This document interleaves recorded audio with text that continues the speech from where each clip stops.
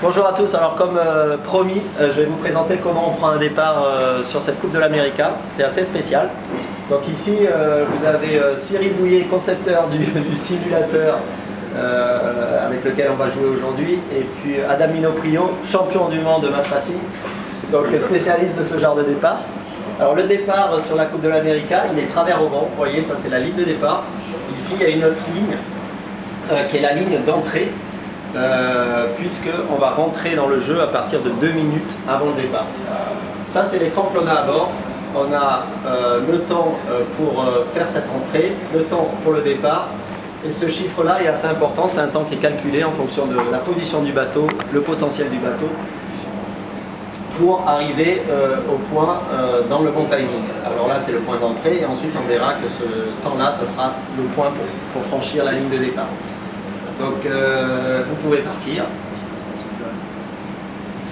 Bateau bleu à bâbord, il y a quelqu'un qui rentre en bâbord, il y a un bateau jaune ici qui rentre en tribord. Donc 2 minutes avant le départ pour le bateau bleu et 2 minutes 10, 1 minute 50. Je confonds, c'est 2 minutes 10 sur le bateau bleu et 2 minutes sur le tribord à mur qui est le bateau jaune. Donc là ils perdent leur temps pour faire un bon timing et vous voyez le bleu qui rentre bâbord à mur et le jaune qui va rentrer dans 6 secondes, il est un peu en retard, qui va rentrer tribord à mur. Donc le bleu est en train de s'éloigner de la ligne. Le but c'est évidemment de franchir la ligne de départ le plus vite possible et à la seconde près au moment du start.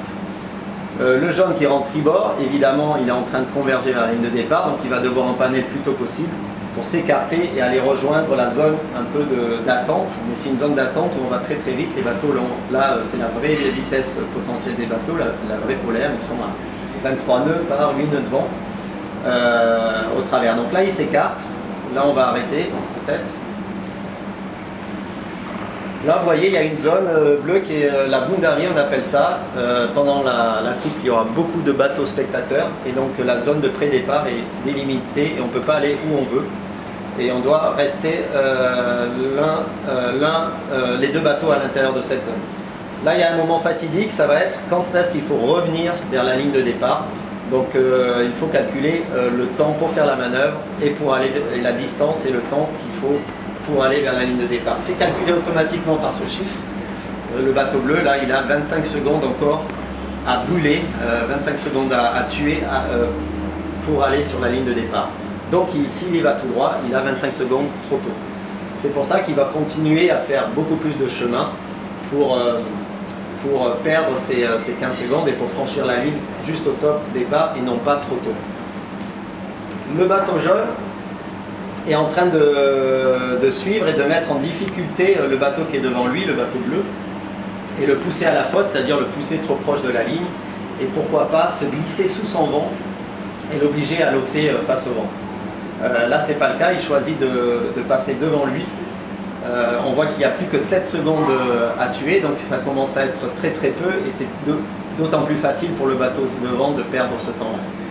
Là on voit que le bateau bleu, 0 secondes à brûler, il a juste le temps d'aller à fond et de franchir la ligne de départ. Donc autant dire qu'il est un peu en retard parce que le bateau jaune peut clairement freiner le bateau bleu.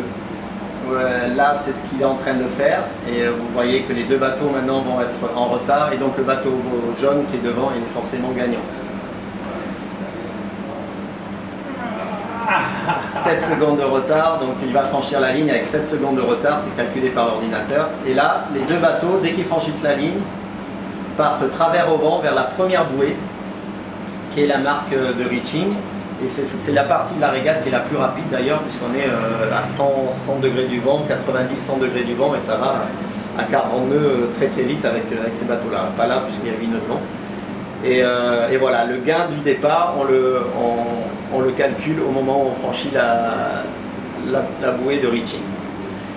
Donc voilà, j'espère que vous avez compris. Alors la théorie elle est facile et sur le simulateur c'est plutôt facile parce que les manœuvres se déroulent parfaitement. Évidemment dans la vraie vie il faut tenir compte de la difficulté de ces manœuvres là et dès qu'il y a du vent, faire des empannages et des virements à suivre c'est quasiment impossible avec nos bateaux, donc il faut en tenir compte évidemment dans la trajectoire idéale de ces départs. Et le but, c'est pas forcément de tuer l'adversaire, mais c'est déjà de partir à égalité pour pas faire ou de grosses pertes ou de gros gains. C'est pas encore là que va se jouer la course. Voilà, j'espère que vous avez compris et assisté maintenant sur l'eau avec les vraies images. À bientôt.